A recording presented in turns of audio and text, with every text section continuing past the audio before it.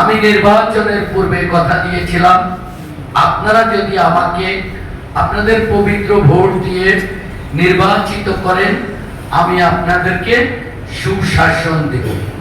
সবকিছু মিলাই উন্নত লালমাই। এই লালমাইকে গঠন করার জন্য আমি শয়নের স্বপ্নে, আমি ঘুমিয়ে ঘুমিয়েও আপনাদের উন্নয়নের স্বপ্ন দেখি। সেই স্বপ্নের আপনারা আমার সহযাত্রী। 54 বছর অতিক্রম হয়েছে, বাংলাদেশ স্বাধীন হয়েছে, বিভিন্ন সুযোগ সুবিধা বিভিন্ন সময় এসেছে। এর মধ্যে আমরাও ক্ষমতায় ছিলাম, ফ্যাসিস্ট ক্ষমতায় ছিল। আমি বিভিন্ন সময় বলে থাকি, বঙ্গবন্ধুর কন্যা বাইতুল মুকাররমের ইমাম সাহেব সহ যে দেশ থেকে পালিয়েছে, আমি চাই না এমপিগিরি চলে গেলে আমি যেন পালাইতে হয়। আপনারা কি চান আমি পালাই?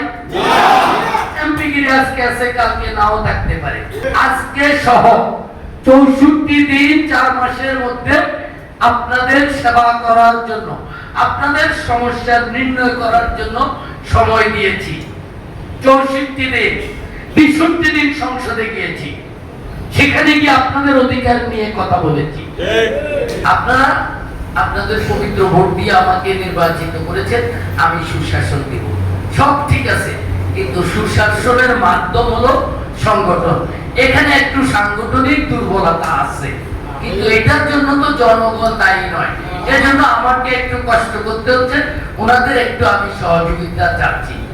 নাহলে আমি ঢাকা থেকে সিদ্ধান্ত দিয়ে দিতাম, কিন্তু সেই সিদ্ধান্ত যেন গত 17 বছরের মতো না হয়, এই জন্য আমাকে একটু কষ্ট করতে হয়। আবার যখন আপনারা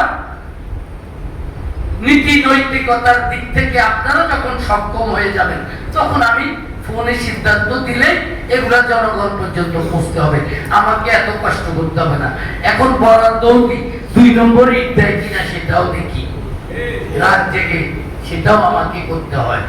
সংসদ থেকে বেরোই শুনি 2 নম্বর ইট দিছে, 6 নম্বর বালু দিছে, 18 নম্বরে কলের নাঙ্গল দিয়ে বিক্রি করে ফেলছে।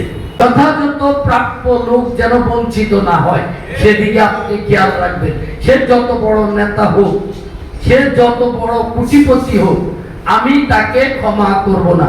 কারণ যেহেতু আমার সাদা কাপড়ে আমি ময়লা লাগতে দিই না, আপনাদের কোনো আচরণে যেন সেই কলঙ্ক আমার গাড়ে না আসে।